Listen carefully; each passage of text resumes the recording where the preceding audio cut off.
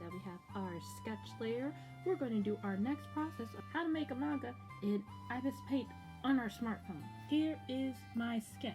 Your next action step, you're going to do your panels. So let me show you how to add panels, or at least how I like to add panels in ibispaint, and that's going to be your action step. And then I will show you the next action step if you want to move on. So I guess 2 action steps for this one. For those who want to draw their manga in color, I'll show you what brush I like to use to color and ink my manga. And for those who want to do screen tones, we're going to cover that in our next video, okay? So let me show you how to do panels, or at least how I like to do panels in ibispaint, because there's more than one way to do panels. Let's go. Now you can use your fingers if you want. My fingers get strained very easily, so I like to use pen styluses like this. This is like a $4. It came in a pack of like 10, I think. It's like $4 altogether on Amazon. Or you can use this one if you don't like the little bulbous thingy. You can use this one at Donut-4, and this one has like the pin tip nib. I have a discount code, 15% off. They gave me a discount code. It's S-Morishita plus a donut. It's in the description if I said it wrong, but anywho those. So we're gonna go ahead and make our panel layers. And see, it works right out the box. There's no calibration. It's really nice, and no Bluetooth connection, so you don't have to worry about that. I'm gonna make a layer for my inks, because this is my draft. You see right there? That's my draft layer. And here, this one's going to be my inking layer, so I'm just going to have that set for our next lesson. But anyways, to make the panels, I'm going to click this. Let me move this out the way. This is our end goal. This is my manga Whisper Cinnamon. So this is our end goal for those who are just now jumping into the video. You can go back a few videos back and see the canvas size and all of that. But okay, we're going to go to the paintbrush, and then we're going to click frame divider. I like to do this method because I can. I'm going to tap it. I'm going to make the frame thickness. I want it to match what my sketch has. So we'll do a 7. I like 7. I'm going to click that, and then I'm going to do the frame divider. I'm going to make sure that's selected, and now all I have to do is just drag it. See? Like that. And then we shall do this one. Drag it. Drag it.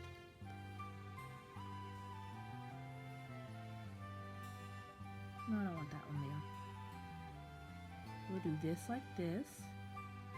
And then we'll do these 2 like that. Perfect. Now I can move my panels around. I'm going to go ahead and hide. I'm going to lower the opacity of my sketch so you can see what I'm doing. There we go. I'll go back to my panel layer. I'm going to use my selection tool so I can move stuff around. And I'm just going to just tap the box. Ooh, focus. And now we are just going to move it to where it lines up with what I want. There we go.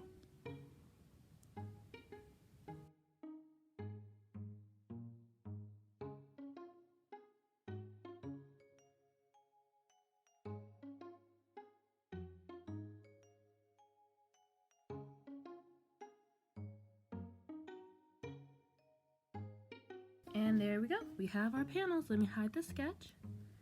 Now we have our panels made. So that's going to be your action step. Go ahead and get your draft, whether it's your thumbnail, whether you drew it on a piece of paper and you added it, whether you drew it on a sketchbook and you added it as a picture, which we covered in the last video, or whether you just drew directly in it. Go ahead and make your panels. Now, if you are already on the stage of wire, I like how I drew my panels in my thumbnails. I'm just going to keep it as is. Let me go ahead and show you the brush that I like to use for inking and coloring. I'm going to go ahead and move my panel layer at the top. And this layer in the middle, that's going to be for my lines and color. Make another layer for my colors. I like to keep my lines and colors separated. Why? Because I don't want to ink something and then color it on the same line and then I end up making a mistake and then have to do it all over. So I like to keep it separate. But anyways, this is the brush that I like to use for inking And it's actually, when I make it bigger, I use this same brush for coloring as well because I like how it looks. So yeah, it's very simplistic. So go ahead and see which pen you like to use or you want to use, or if you just want to go ahead and just use what I use, there's this one. If you are a traditional artist and you want to use something that feels more like more like the traditional kind of pens, this one is very similar. Hard mapping pen. That one's very similar to, what's that ink pen? There's a pen nib and I think it's like mapping, something like that. This one's really good for that one.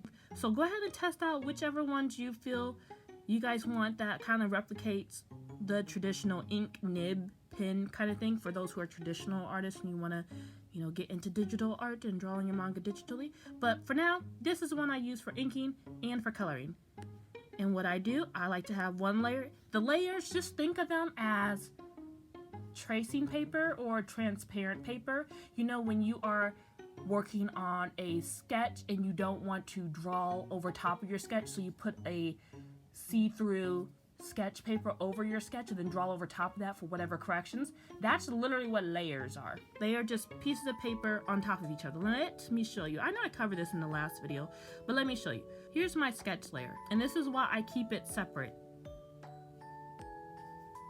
So I can draw on this layer if I want to. You don't have to keep it separate if you don't want to, but I could just draw right on here and say like, oopsies, I accidentally put that thing there. Let me go ahead and erase it. Tap that. And if I erase, you see her nose is now gone. So the undo button is right here for those who don't know. So that's why I like to keep my layers separate. So I have, this one is going to be my, this one's going to be my line layer. So now when I ink something in, this pen doesn't have pressure sensitivity. So I have to manually change the size of my pen if I want it thinner or thicker lines. So if I want it smaller, sorry if I'm shaking. And from there, I can just draw over top of it. Let me go ahead and show you what this pen looks like when I'm drawing with this so you can see the difference. So for those who don't have the money to get the Bluetooth one, or if you just don't like using the Bluetooth pens, because these ones do need to be charged, and if they're not fully charged, you'll have some issues with it connecting. But this one, you could just grab it and go. You don't have to worry about, my pen's not charged. So that's this one.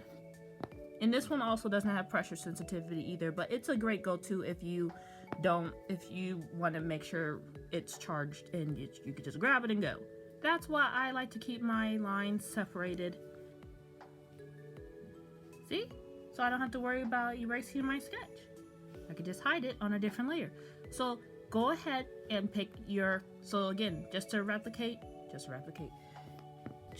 our action steps. You're going to do your panels if you want. You don't have to do my process, but you're going to go ahead and do your panels, and then you are going to go ahead and pick which brush you want to use. I like the dip pen hard brush, and you can either start inking or coloring. If you're like, where are the colors to color at? Right here. This box right here. It's super easy. See?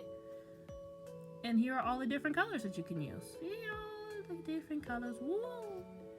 It's pretty cool, pretty cool. We are going to go ahead in the next video, we're going to talk about how to add the screen tones. Ooh, we're making progress. We are making progress.